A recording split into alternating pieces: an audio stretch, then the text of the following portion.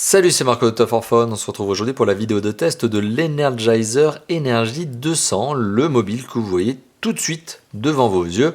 Un téléphone que j'ai eu l'occasion de vous présenter récemment lors de la vidéo de déballage de la boîte que vous voyez en haut à droite de cette image. Alors aujourd'hui on est bien sur la vidéo de test, on va prendre le temps de détailler ce mobile, notamment sous l'angle de l'esthétique, sous l'angle aussi de la norme qui est sienne, à savoir IP67. Il est résistant, il est endurci ce téléphone et on va en parler notamment tout simplement dans la première partie de cette vidéo. Et on va aussi parler des composants de ce mobile. Alors on ne parlera pas de performance parce que vous l'imaginez, ce téléphone c'est pas une bête de course, c'est pas le but justement ici de ce téléphone. Ce téléphone n'est pas fait pour être une bête de course, mais on va malgré tout parler d'un certain nombre de composants, mémoire interne, etc. Bon. Alors la première partie de cette vidéo, ça va être l'esthétique, le design, le tour du propriétaire. Mais avant même de commencer cette vidéo, ou en tout cas avant même de rentrer dans le détail, j'aimerais resituer ce téléphone sur son marché. Alors vous le voyez, c'est un téléphone type monobloc, type barphone, type basique. C'est aussi comme ça qu'on peut les appeler, comme en anglais on les appellerait les feature phones. Alors on est sur un téléphone qui est catégorisé comme étant un basique, tout simplement parce qu'il est doté d'un clavier 10 chiffres, il n'a pas d'écran tactile, on est vraiment sur l'avant smartphone. On est sur ce qui était bien la téléphonie mobile avant d'être un smartphone tout simplement. Alors, donc on est sur un clavier 10 chiffres, ça vous l'imaginez, clavier 10 chiffres avec quelques touches de raccourcis supplémentaires. Pas d'intelligence particulière, c'est-à-dire que oui, il y a des fonctionnalités intégrées dans le téléphone, mais ne vous attendez pas à pouvoir surfer de manière agréable sur Internet. Vous allez comprendre ce que je veux vous dire lorsque je parlerai de cet aspect-là. Bon, revenons-en au sujet principal de cette première partie de la vidéo, c'est le tour du propriétaire. Donc on est sur un téléphone qui a des dimensions qui sont... alors pour certains, on pourrait qualifier ça de compact, certes, parce qu'on est bien en dessous de ce que prend... comme encombrement un smartphone, mais on est malgré tout sur un téléphone qui a des dimensions, notamment en termes d'épaisseur. Alors pour être plus clair, pour entrer dans le détail, on est sur un téléphone qui fait 12,1 cm de long, qui fait 5,6 cm de large et qui fait 2 cm d'épaisseur. Voilà pourquoi je vous dis qu'on est dans des dimensions qui sont un peu particulières. Et on est sur un téléphone qui n'est pas disproportionnellement lourd, mais qui l'est quand même. Alors je m'explique, c'est un téléphone qui pèse 122 grammes. Alors 122 grammes, dans le milieu du smartphone, c'est pas très très lourd, c'est même un peu dans la norme, sauf que là on est sur un téléphone que l'on va catégoriser de basique. Et pour un téléphone basique, 122 grammes, ça commence à peser, surtout qu'on est sur un téléphone qui est extrêmement restreint en termes de dimension, compact, et donc ça donne le sentiment d'avoir un téléphone très dense, très lourd, alors qu'en fait au final, 122 grammes, c'est vraiment pas lourd pour un téléphone, j'allais dire un smartphone, mais pour un téléphone en général. Alors le téléphone, il est alourdi en raison d'un certain nombre d'éléments de protection que l'on retrouve ici sur les côtés. Alors si on fait le tour du propriétaire, eh bien sur sa face avant, on retrouve un écran de 2 pouces. Il est en couleur, donc ça c'est déjà un bon point. Donc on n'est pas dans le strict mobile basique. Au-dessus, on retrouve l'écouteur, le clavier 10 chiffres avec dièse étoile, raccroché, décroché, le 2 touches de raccourci, un petit pad 4 directions au milieu avec bouton OK. Sur le côté gauche, pas de bouton, mais 2 amortisseurs en plastique caoutchouté, exactement les mêmes que l'on retrouve sur le côté droit. Sur le dessus, une sorte d'élément plastique supplémentaire, légèrement caoutchouté, exactement comme les côtés. C'est exactement la même chose sous le dessous. Le dessous du mobile qui possède une petite trappe pour rendre hermétique le téléphone, et notamment sous cette trappe, on retrouve le connecteur micro USB. Eh bien, le connecteur micro USB qui sert à charger, éventuellement synchronisé, qui sert aussi de jack, parce que tout simplement il n'y a pas de jack 3.5, vous l'avez remarqué, donc il faut utiliser le kit piéton qui est spécialement adapté à ce format. Voilà, donc pas de jack 3.5, c'est la particularité de ce mobile, tout simplement pour éviter d'avoir un connecteur de plus qui soit exposé à la poussière, à l'humidité, ce qui pourrait endommager le téléphone. Donc du coup on est sur un téléphone endurci qui fait tout pour bien éviter le maximum d'éléments dangereux, de potentiels risques pour sa longévité. L'arrière du mobile, on retrouve un capteur photo de 1,3 mégapixels, pas de flash LED, pas d'autofocus, c'est vraiment le minimum standard. Ici, on retrouve une grille qui est en fait la grille du haut-parleur. Hop, je fais un petit focus de la caméra dessus. Voilà, donc en dessous, il y a bien le haut-parleur. Ici se trouve une trappe qui est vissée ici. Donc il y a 2 clips ici, 2 picots, on va dire. Et ici, on a 2 vis. Donc 2 vis, forcément, on va vraiment plaquer la trappe qui cache le cache-batterie, enfin la trappe qui cache le cache-batterie. Le cache-batterie qui est donc une trappe qui cache la batterie en elle-même, les 2 emplacements de carte SIM, mais vous pouvez très bien utiliser ce téléphone avec une seule carte SIM, je vous rassure. et l'emplacement de la micro SD. Voilà, donc il y a ces 3 slots qui sont sous la batterie, sous ce cache qui est vissé. Ce qui veut dire quoi? Ce qui veut dire que vous n'allez pas y accéder tous les matins, vous n'allez pas vous amuser à dévisser et revisser tout le temps. Donc une fois que c'est fait, ça ne bouge plus et vous allez être parti pendant toute la durée de vie du téléphone à ne pas vous amuser justement à ce genre de choses. Voilà, tout simplement. Bon, qu'est-ce que je peux vous dire d'autre? Eh bien, ce téléphone, je trouve qu'il a un design qui est sympa. Voilà, donc je trouve le design assez cool, assez sympa. C'est clairement un design de baroudeur, donc voilà, on est un petit peu dans le 4x4 de la téléphonie mobile, c'est-à-dire que c'est vraiment un téléphone costaud, look de baroudeur. Alors je dis look de baroudeur, costaud, oui, c'est ce qui se dégage du design, mais on imagine aussi très très bien que ce téléphone soit résistant à la chute. Alors justement, le constructeur revendique un certain nombre de résistances. Alors il est IP67 ce téléphone, qu'est-ce que ça veut dire? C'est-à-dire que le téléphone est capable de résister, selon le constructeur, à des chutes allant de 1,8 m, enfin jusqu'à 1,8 m sur du sol dur. Ça, on veut bien le croire. Franchement, je veux bien le croire. Je veux même penser, j'arrive même à penser que ça peut être plus que ça. Sauf que c'est la face avant du mobile qui est extrêmement exposée. C'est-à-dire que les côtés, le dos du mobile, le dessus, le dessous, avec tous ces amortisseurs, nickel. Je doute effectivement que ce genre de choses... je doute que le téléphone, lorsqu'il tombe par terre, ne s'abîme s'il tombe sur un de ces éléments. Le problème, c'est vraiment la face avant, et c'est toujours la même chose sur un mobile endurci. Le plus fragile, le plus exposé, ça restera toujours l'écran, et à tel point que finalement, c'est l'écran qui risque de casser tout simplement.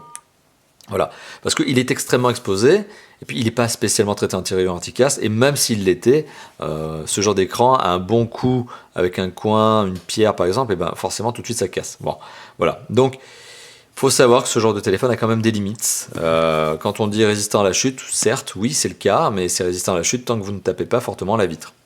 Ou en tout cas, voilà, la protection d'écran. Alors le téléphone est aussi étanche, il est étanche à 1,5 m de profondeur pendant 30 minutes. Il est aussi étanche à la poussière, là pour le coup il n'y a pas de time ou autre indiqué. Mais voilà les 3 éléments qui sont inclus dans cette norme IP67. Résistant à la chute, résistant à l'eau, résistant à la poussière. Ce sont donc les 3 choses que fait ce téléphone, ces 3 niveaux de résistance. Voilà donc un téléphone qui a un look, j'insiste vraiment là-dessus, assez sympa. Enfin même sympa je trouve, vraiment un look de baroudeur.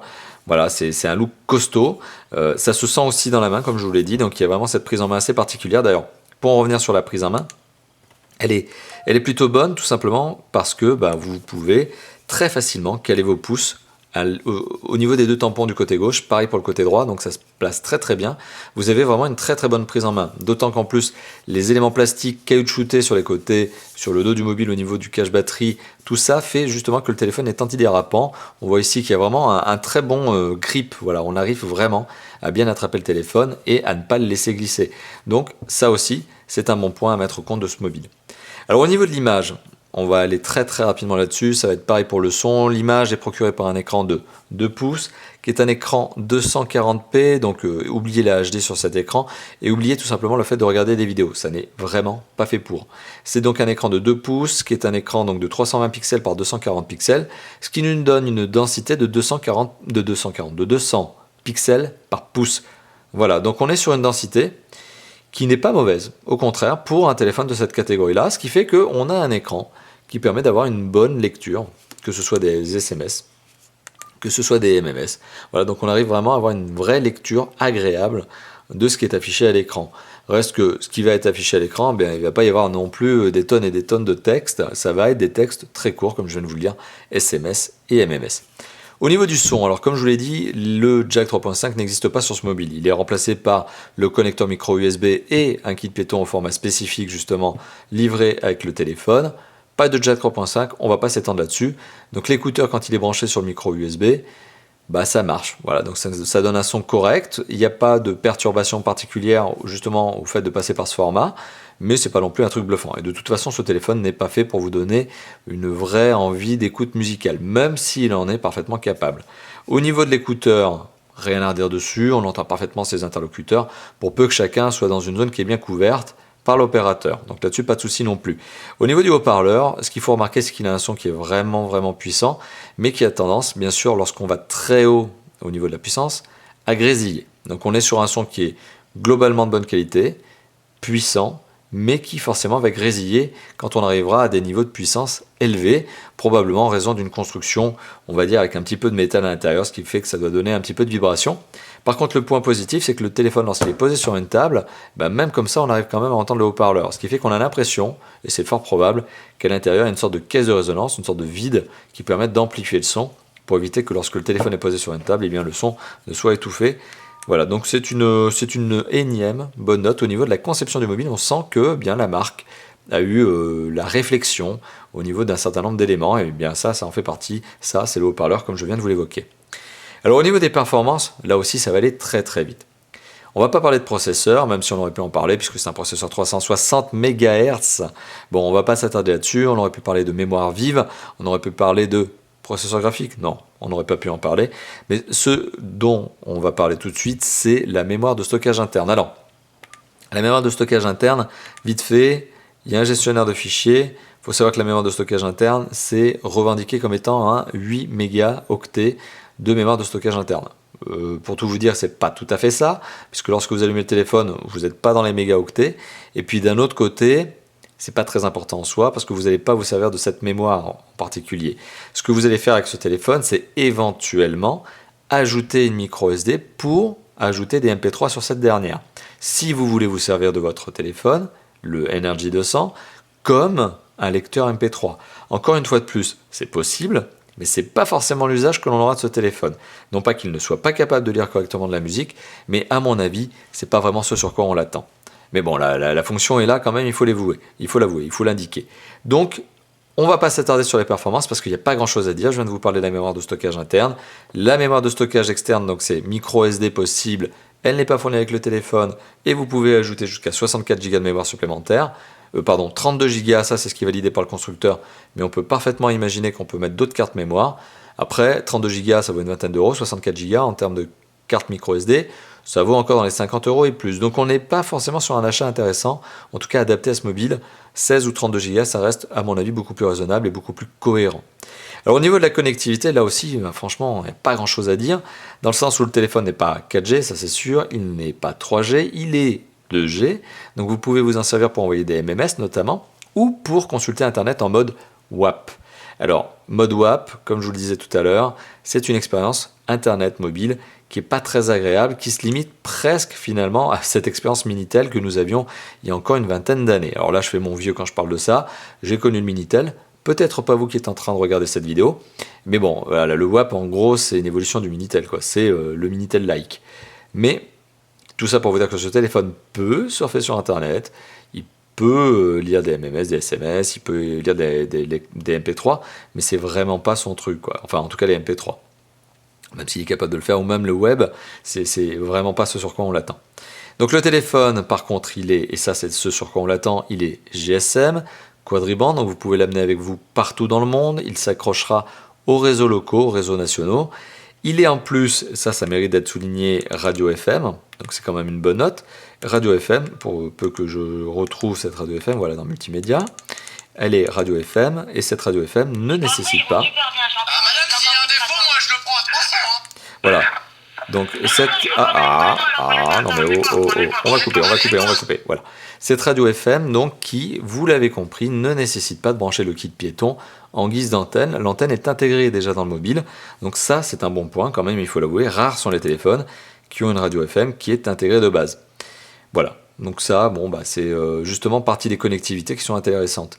Pas de Wi-Fi, bien sûr, vous l'imaginez sur ce téléphone, pas de NFC, pas d'infrarouge. Bon, on va par contre parler de Bluetooth. Ce téléphone est bien Bluetooth, il est Bluetooth 2.1 plus EDR, donc ça parlera aux connaisseurs, mais tout ça pour vous dire que bien sûr, vous pouvez vous connecter avec une oreillette Bluetooth par exemple, ou connecter ce mobile par exemple à l'ordinateur de bord d'une voiture qui sera équipé d'une connexion Bluetooth. Voilà, donc ça fait partie des quelques connexions qui sont offertes par le mobile. Autre point lorsque je parle de connexion et sur lequel j'aime bien insister, c'est le DAS, donc le débit d'absorption spécifique du téléphone. On le sait, en Europe, le DAS maximum c'est 2 watts par kilo. Ma propre barrière psychologique en tant qu'utilisateur lambda, c'est 1 watt par kilo, mais ça c'est ma barrière psychologique parce que je suis très à cheval, notamment sur ce qu'est le DAS. Eh bien ce téléphone est doté d'un DAS de 1,054 watts par kilo, donc on est juste au-dessus de ma propre barrière, on est quand même en présence d'un téléphone qui est légal. C'est clairement dans la tranche haute des mobiles commercialisés en 2015. Alors, c'est pas un problème en soi pour certains, ça l'est pour moi parce que je suis très à cheval, je vous l'ai dit tout à l'heure, sur ce qui est le DAS. Après, bon, c'est à vous de voir. La contrepartie finalement de ce DAS, c'est que ce téléphone est doté d'une bonne accroche. Non, ça peut sembler étonnant de dire ça comme ça, mais finalement, en général, ça n'est pas un cas absolu, ça n'est pas une généralité absolue. Mais en général, donc la plupart du temps, un téléphone doté d'un très gros DAS, c'est un téléphone qui essaie d'en balancer un max pour avoir une bonne accroche. Bon, donc c'est un peu le but de ce téléphone, c'est d'offrir une bonne accroche. On imagine très bien ce téléphone pris par des randonneurs, pris par des professionnels du bâtiment et autres, qui vont être dans des endroits où il n'y a pas des bonnes couvertures, et on a envie d'avoir un téléphone qui balance à fond pour essayer justement d'avoir au moins une bonne qualité d'appel. Et ben voilà, c'est la contrepartie finalement de ce DAS un petit peu, on va dire élevé, mais tout à fait légal, mais c'est cette contrepartie-là. Bon, à vous de vous faire votre propre opinion sur cette notion de DAS. Alors au niveau du système d'exploitation, là aussi on va aller très très vite. Alors ça sera quand même un petit peu plus illustré que ce que je vous ai dit depuis le début, parce que depuis le début je vous parle, mais je ne vous montre pas beaucoup de choses à proprement parler sur le téléphone. Donc le système d'exploitation est un système propriétaire, pas d'Android, pas de Firefox OS, ne vous attendez pas à ce genre de choses.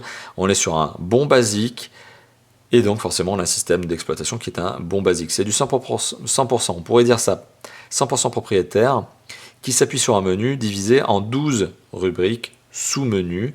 On a répertoire téléphonique qui vous permet de gérer votre carnet d'adresses. Donc là, pour le coup, à l'occasion de cette vidéo, il est vide. On a les messages qui vous permet de gérer les SMS, les MMS, de les écrire, de les lire à l'ancienne avec le clavier 10 chiffres. Voilà, pour taper un C, il faut appuyer 3 fois sur le chiffre 2. Voilà, donc à l'ancienne. On a le journal des appels, notamment avec les appels émis, les appels reçus, les appels manqués, bon, aussi grand classique. On a les paramètres, qui vous permet notamment de régler la double SIM, de régler un certain nombre de choses au niveau du mobile, à savoir l'heure, la langue, l'affichage, donc la durée de rétroéclairage avant l'extinction de l'écran. Des paramètres de sécurité, notamment pour changer le code PIN par exemple, la connectivité, si vous voulez activer le Bluetooth, là par défaut je l'ai activé, restaurer les paramètres, donc c'est un reset du téléphone, multimédia qui vous permet d'avoir le lecteur d'images, de vidéos, de photos, donc de photos, d'images donc, et d'audio, donc lecteur MP3, lecteur vidéo, lecteur photo, la radio FM, et aussi de disposer d'un enregistreur de son qui est en fait un simple tout petit dictaphone. Le gestionnaire de fichiers que je vous ai montré tout à l'heure qui vous permet de consulter la mémoire interne du téléphone. On a alarme qui vous permet de gérer les alarmes, bon, ça va de soi. On a appareil photo, caméra, appelé caméra. Alors vraiment, l'appareil photo, je vous le dis tout de suite et je vais y revenir, mais c'est pas terrible. Alors non seulement il fait un boucan de dingue, mais en plus il est vraiment pas terrible. 1,3 mégapixels, pas d'autofocus, pas de flash LED, rien du tout. C'est le minimum, et encore c'est le minimum, c'est symbolique. Calculatrice, donc, qui vous permet d'avoir une calculatrice à l'ancienne aussi. Navigateur WAP. Alors pour le coup, je n'irai pas en WAP parce que là, je ne suis pas connecté en Wi-Fi parce qu'il n'y a pas de Wi-Fi dans ce mobile et il n'y a pas de carte SIM dans le téléphone, donc pas de WAP. Mais bon, encore une fois de plus, l'expérience WAP n'est pas une expérience intéressante en web mobile. Vous avez le profil utilisateur qui vous permet de gérer les sonneries de votre mobile. Et vous avez l'organiseur qui en fait vous permet d'avoir un agenda, principalement, un lecteur de e-book, etc. Bon, c'est principalement l'agenda qui sera le plus intéressant ici. Voilà, donc ça, c'est un système d'exploitation, vous l'avez vu, dont on fait très rapidement le tour. Ce qui veut dire que ce téléphone, eh bien, on a une prise en main rapide. Prise en main ergonomique, physique, mais prise en main aussi logicielle, où on apprend très rapidement les raccourcis. C'est vraiment quasi instantané. Ça vous prendra tout au plus 1 heure pour mémoriser où sont les différents accès, les différents raccourcis, justement pour utiliser ce mobile. Voilà, donc on est sur quelque chose de très simple au niveau de l'usage. C'est aussi finalement l'une des forces de ce mobile, qui est un anti-smartphone finalement. Alors, on a parlé du système d'exploitation, on va parler de l'usage. Alors comme je vous l'ai dit, radio FM, lecteur MP3 vidéo, mais enfin bon, ne vous attendez pas à avoir de la vidéo sur cet écran, franchement, sincèrement, ça ne serait pas raisonnable. Donc radio FM, lecteur MP3 sont principalement les usages, on va dire, multimédia de ce mobile. Après, qu'est-ce que l'on peut dire? Eh bien, c'est un téléphone qui ne prend pas de bonnes photos, clairement, qui n'a pas une expérience Internet heureuse. Donc finalement, c'est un téléphone qui propose un usage très basique. Et finalement, c'est ce que l'on attend de ce téléphone. On n'en attend pas plus, puisque c'est un téléphone qui est, encore une fois de plus, je l'ai dit, c'est un basique. Voilà, donc en termes d'usage, c'est pas folichon. Alors, il y a quand même une chose qui est intéressante sur ce téléphone, c'est son autonomie.